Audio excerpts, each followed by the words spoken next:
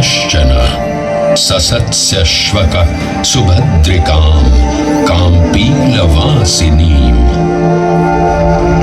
जिन्हें अम्बा, अंबिका और अंबालिका जैसे विभिन्न नामों से पुकारा जाता है, जो सुभद्रिका और काम्पिल्यवासिनी जैसे नामों से जगत में विख्यात है। हम सब उस मां अम्बा के प्रत्येक रूप को प्रणाम कर उनका आवाहन करते हैं। तालुका दांता, जिला बनासकांठा, राज्य गुजरात। यही अंबिका वन में आरासुर की पहाड़ियों के दक्षिण पश्चिम में अरावली की पुरानी पहाड़ियों में गब्बर पर्वत पर विद्यमान है अंबाजी माता का ये मूल पवित्र स्थान, जो ब्रह्मांड की सर्वोच्च ब्रह्मांडीय शक्ति का उद्गम स्थल है। देवी पुराण में वर्णित मां शक्ति के 51 शक्तिपीठों में से एक इस प्राचीन मंदिर में करोड़ों श्रद्धालु मां अम्बा का आशीर्वाद लेने आते हैं। इन शक्तिपीठों के बनने के संदर्भ में अनेक पौराणिक कथाएं जनमानस में प्रचलित हैं। उन्हीं में से एक कथा है प्रजापति दक्ष और मां सती की। एक बार प्रजापति दक्ष ने संसार का पूर्ण रूप से संचालन करने हेतु एक सभा बुलाई। उस सभा में सभी देवी देवताओं के साथ ब्रह्मा, विष्णु और महेश भी उपस्थित थे। प्रजापति दक्ष के आगमन पर सभी उपस्थित देवताओं ने अपने स्थान पर खड़े होकर उनका आदर किया, परंतु भगवान शिव ने ऐसा नहीं किया।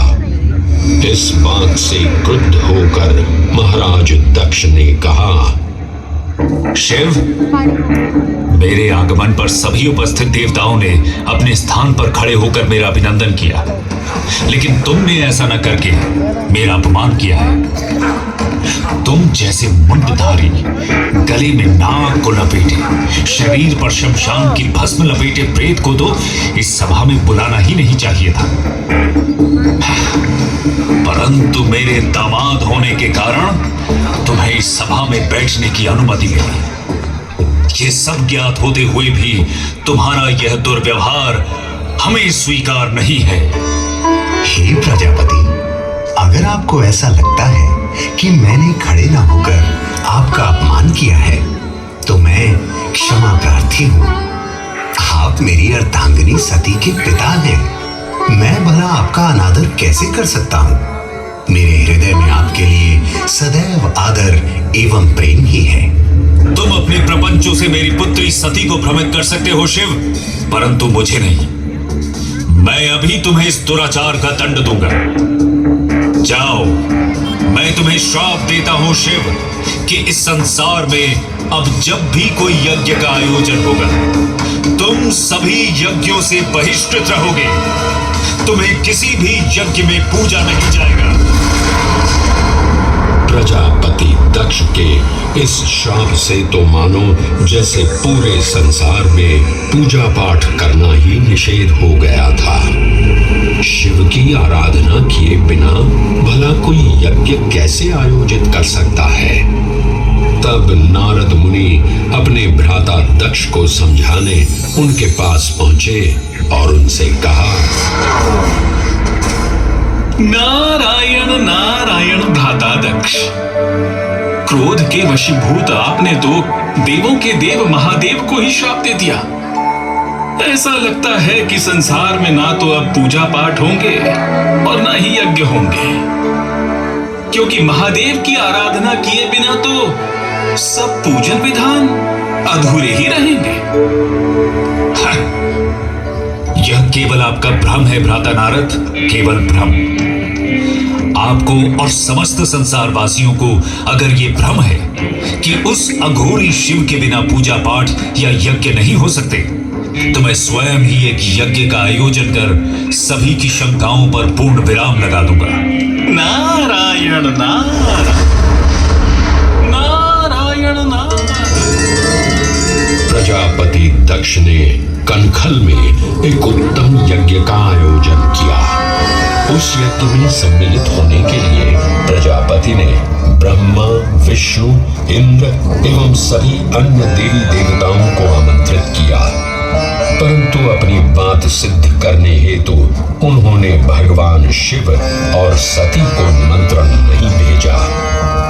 जब सती को ये ज्ञात हुआ तो वो स्वयं ही यज्ञ में सम्मिलित होने एवं अपने पिता से मिलने कनखल जा पहुंची। सती को देखकर प्रजापति दक्ष क्रोधित हुए और उन्होंने अपनी ही पुत्री का तिरस्कार करते हुए कहा, जब तुम्हें और तुम्हारे शिव को निमंत्रण ही नहीं दिया गया तो तुम इस यज्ञ में क्या करने आई हो सती? यह उत्तम यज्ञ है, जाओ, यहां तुम्हारी या तुम्हारे शिव के लिए कोई स्थान नहीं है। पिताश्री, आप मेरे स्वामी शिव की निंदा बंद करें। आप ऐसा सोच भी कैसे सकते हैं कि बिना शिव की आराधना किए कोई यज्ञ सफल भी हो सकता है? अगर आप ऐसा सोचते हैं तो यह आपकी बहुत बड़ी भूल है पिताश्री, बहुत बड़ी भूल।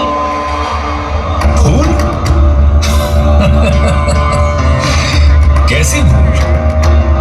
इस यज्ञ में जिन देवताओं को उपस्थित होना चाहिए था वे सभी यहां उपस्थित हैं। यहां संसार को भ्रमित करने वाले तुम्हारे अघोरी शिव की कोई आवश्यकता नहीं है। पिताश्री, मैं फिर कहती हूँ कि शिव निंदा बंद करें। मुझे लज्जा आती है ये कहने में कि मैं आपकी पुत्री हूँ। मैं अब इस देह में रहकर आपकी पुत्री बनना अस्वीकार करती हूँ। मैं अभी इस अग्निकुंड में कूदकर अपनी देह का त्याग करती हूँ।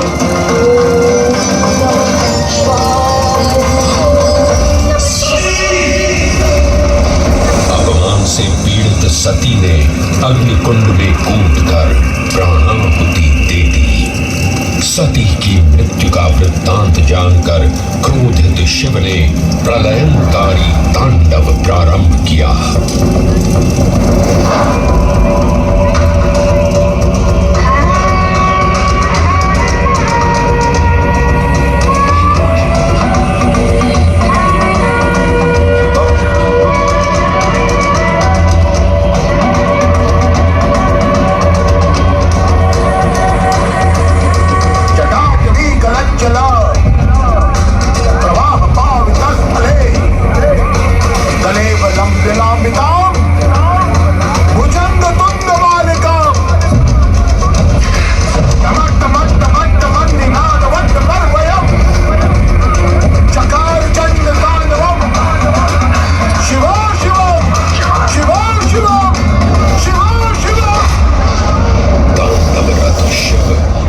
स्थल पर पहुंचे और सती की दिव्य देह को अपने हाथों में उठाकर चारों दिशाओं में विचरण करने लगे। पृथ्वी समेत तीनों लोक व्याकुल हुए तो भगवान विष्णु ने अपने सुदर्शन चक्र से सती की दिव्य देह को 51 भागों में विच्छिन्न कर दिया। धरती पर जिन 51 स्थानों पर देवी सती के अंग कटकर गिरे वे सभी स्थान शक्तिपीठ बन गए। तंत्र चूड़ामणि में वर्णन मिलता है कि देवी सती का हृदय गब्बर पर्वत पर इसी स्थान पर गिरा था जहां आज ये प्राचीन मंदिर स्थापित है। 999 सीढ़ियां चढ़ने के बाद भक्त गब्बर पर्वत की चोटी पर पहुंचते हैं जहां मां अंबा की अखंड ज्योत जो सदियों से प्रज्वलित है श्रद्धालु उसके दर्शन करते हैं। इस प्राचीन मंदिर में मां अंबा ज्योत स्वरूप विराजमान है। दिव्य ज्योत के साथ साथ गब्बर पर्वत पर मां अंबा के पद चिन्ह एवं रथ चिन्ह भी विद्यमान है। पृथ्वी पर स्थापित देवी के 51 शक्तिपीठ ब्रह्मांडीय शक्ति के केंद्र माने जाते हैं। वैसे तो अधिकांश शक्तिपीठ भारत में ही स्थित हैं, परंतु इनमें से कुछ विदेशों में यानी बांग्लादेश, नेपाल, पाकिस्तान पाकिस्तान, श्रीलंका और तिब्बत में भी स्थित है। प्रत्येक श्रद्धालु की ये मनोकामना होती है कि वो इन 51 शक्तिपीठों के दर्शन कर सके, परंतु वर्तमान समय में इन 51 शक्तिपीठों के दर्शन करना हर किसी श्रद्धालु के लिए संभव नहीं है। इस असुविधा के निवारण हेतु या कहें श्रद्धालुओं की 51 शक्तिपीठों के दर्शन की मनोकामना भी इस धाम पर पूर्ण हो जाती है। गब्बर पर्वत की 3 किलोमीटर की परिक्रमा में 51 शक्तिपीठों के मूल मंदिरों की प्रतिकृतियों की प्राण प्रतिष्ठा की गई है। ये सभी मंदिर मूल मंदिर की प्रतिलिपि है और इनमें वैसे ही पूजा अर्चना की जाती है जैसे कि मूल मंदिर में होती है। मां आद्य शक्ति के वैसे तो अनेक रूप हैं, लेकिन श्री आरासुरी अंबाजी से जुड़ी एक और कथा जनमानस में प्रचलित है, जिसमें मां के दिव्य महिषासुर मर्दिनी के रूप का उल्लेख है। देवी भागवत पुराण में वर्णित ये कथा है महिषासुर की, जिसका संहार मां शक्ति ने किया था। महिषासुर ने ब्रह्मा जी को प्रसन्न कर उनसे वरदान प्राप्त किया कि उसे कोई भी मनुष्य, पशु या देव नहीं मार सकता। वरदान मिलते ही जब महिषासुर ने तीनों लोक में हाहाकार मचा दिया, वो अत्याचार का जीवंत प्रतिमान बन चुका था।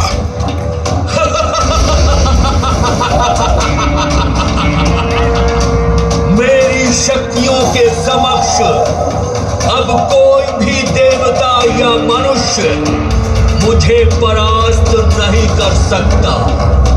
ब्रह्मा जी के वरदान से तो मैं अब काल को भी चुनौती दे सकता हूँ।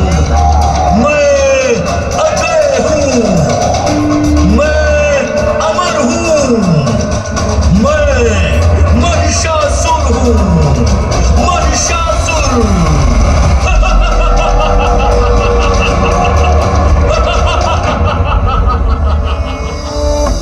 महिषासुर के आतंक को रोकने के लिए भगवान ब्रह्मा, विष्णु और महेश ने सर्वोच्च मूल ब्रह्मांडीय शक्ति महादेवी आद्य शक्ति की पूजा की, जिससे देवी शक्ति ने 10 हाथों सहित देवी दुर्गा का सुंदर रूप धारण किया।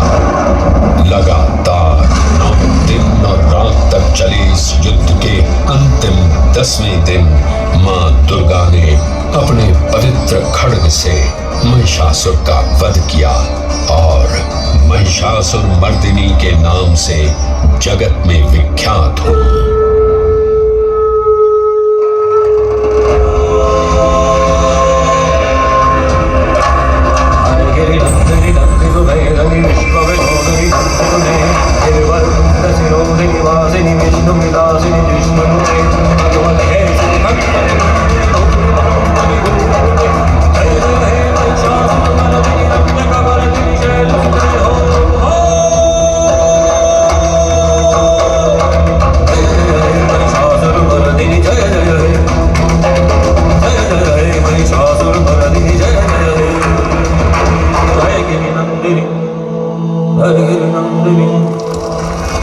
महिषासुर मर्दिनी के वात्सल्य रूप को मां अम्बा माना जाता है।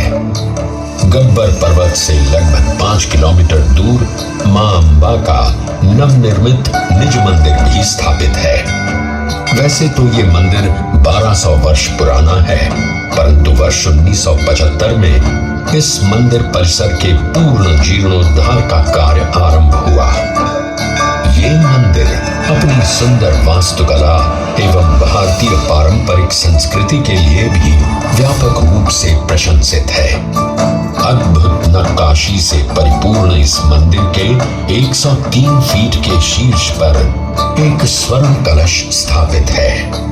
ये स्वर्ण कलश आरासुर पहाड़ियों की खदानों से लाए हुए संगमरमर से बना है, जिसे सोने से मढ़वाया गया है।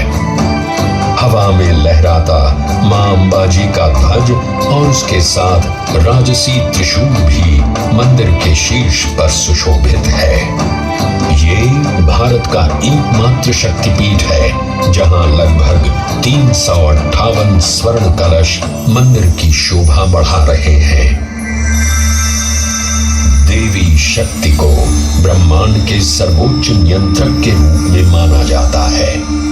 श्री आरासुरी माता अंबाजी के निज मंदिर में देवी की कोई मूर्ति या चित्र नहीं है, बल्कि मंदिर की भीतरी दीवार में गोख जैसी एक गुफा है जिसमें संगमरमर से निर्मित एक पवित्र वीशा यंत्र स्थापित है। ये भी मान्यता है कि ये वीशा यंत्र नेपाल के मूल यंत्रों और उज्जैन शक्तिपीठों से भी जुड़ा हुआ है।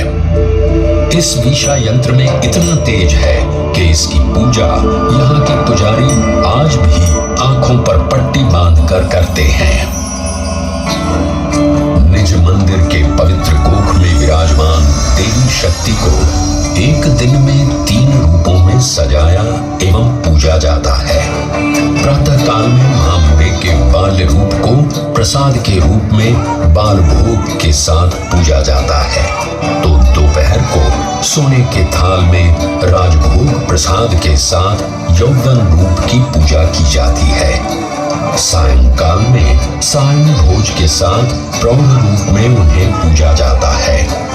मुख्य मंदिर में स्थापित मां अम्बा की चांदी की पादुका हो या मां के गोख के ठीक सामने देवी के पवित्र सिंह की मूर्ति हो, भक्त श्रद्धा भाव से अपना शीश झुकाते हैं। श्रद्धालु मां के शेर को कंकु पूजा करके पूजते हैं। इसी निज मंदिर के सामने चाचर चौक है जहां एक अखंड ज्योत आज भी प्रज्वलित है। पौराणिक कथा के अनुसार इस अखंड ज्योत को मां अम्बा के भक्त अखेराज ने प्रज्वलित किया था। हर युग में मां अम्बा ने अपने भक्तों का उद्धार किया है और उन भक्तों में मर्यादा पुरुषोत्तम प्रभु श्री राम का नाम भी आता है। त्रेता युग में घटित ये किंवदंती आज भी यहाँ सुनाई पड़ती है। माना जाता है कि सीता माता की खोज करते हुए भगवान श्री राम और लक्ष्मण अर्बुदा के जंगलों में आए थे। यहाँ उनकी भेंट ऋषि श्रृंगी से हुई। ऋषि श्रृंगी ने ही श्री राम को देवी शक्ति की आराधना करने के लिए प्रेरित किया। मर्यादा पुरुषोत्तम भगवान श्री राम ने जब देवी की आराधना की तो मां अम्बा ने उन्हें दर्शन दिए। हे राम, मैं तुम्हारी आराधना से प्रसन्न हूँ। बोलो, तुम्हें क्या वरदान चाहिए? हे जगत जननी, हे सर्वेश्वरी, आपका दर्शन प्राप्त करना ही मेरे लिए सबसे बड़ा वरदान है। आप सर्वव्यापी हैं, सब जानती हैं। अगर आप मुझे कोई वरदान देना चाहती हैं तो कुछ ऐसा वरदान दीजिए जिससे इस संसार का कल्याण हो सके। हे दशरथ नंदन, मुझे ज्ञात है कि आप इस भूलोक पर क्यों अवतरित हुए हैं। मैं आपको दिव्य अजय बाण प्रदान करती हूँ। यह बाण अचूक है। आप इससे जिस भी प्राणी पर प्रहार करेंगे उसकी मृत्यु निश्चित है। मान्यता है कि इसी अजय बाण से श्री राम ने रावण का वध किया था। श्री आरासुरी माता अंबाजी मंदिर के ठीक पीछे समर्पित अजय माता मंदिर स्थित है। यहाँ से लगभग 8 किलोमीटर की दूरी पर कोटेश्वर महादेव का एक प्राचीन मंदिर विद्यमान है। आज भी ऐसा विश्वास है कि रामायण की रचयिता महर्षि वाल्मीकि का एक आश्रम इसी स्थान पर स्थापित था। ये पावन स्थान वैदिक कुंवारी नदी सरस्वती के उद्गम स्थल के रूप में भी जाना जाता है। आस्थाएं, युगों के महासागर लांघती हुई समय की धार पर अनवरत यात्रा करती हैं। अम्बा मां के इस पावन धाम का महात्म्य भी त्रेता को लांघकर द्वापर तक चला आया। मान्यता है कि गब्बर पर्वत पर ही भगवान श्री कृष्ण का मुंडन हुआ था। इसी मान्यता के चलते आज भी श्री आरासुरी माता अंबाजी मंदिर के पीछे स्थित मानसरोवर कुंड में लोग मुंडन संस्कार के लिए आते हैं। महाभारत ग्रंथ में भी इस दिव्य स्थान का वर्णन मिलता है। ऐसा कहा जाता है कि राजकुमारी रुक्मिणी ने भाद्रपद की पूर्णिमा के दिन गब्बर पहाड़ी पर श्री कृष्ण से विवाह करने के लिए मां अंबा की आराधना की थी। मां अंबा ने प्रसन्न होकर उन्हें श्री कृष्ण की अर्धांगिनी होने का आशीर्वाद दिया था। ऐसी मान्यता है कि इस प्रसंग के पश्चात ही इसी दिव्य स्थान पर पहली बार नवरात्रि पर्व गुजराती गरबा शैली में मनाया गया था।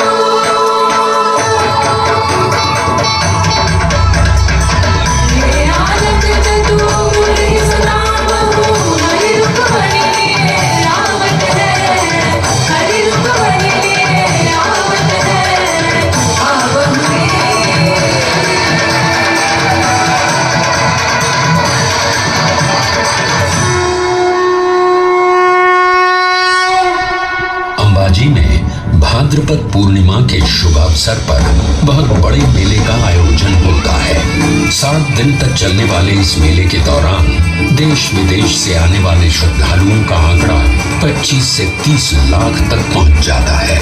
इस अवसर पर पूरे मंदिर परिसर और अंबाजी गांव का श्रृंगार किया जाता है। इस मेले के अलावा यहाँ लाखों श्रद्धालु कार्तिक सूद, पौष सूद पूनम, चैत्र नवरात्रि, श्रावण वद अमावस्या, आश्विन सूद नवरात्रि जैसे पावन त्योहारों पर आयोजित मेलों में भी मां अंबा के दर्शन करने आते हैं। गुजरात पवित्र यात्रा धाम विकास बोर्ड, गुजरात सरकार एवं श्री आरासुरी अंबाजी माता देवस्थान ट्रस्ट हर वो सफल प्रयास कर रहा है जिससे इस देवस्थान की गरिमा उत्तरोत्तर बढ़ती जाए।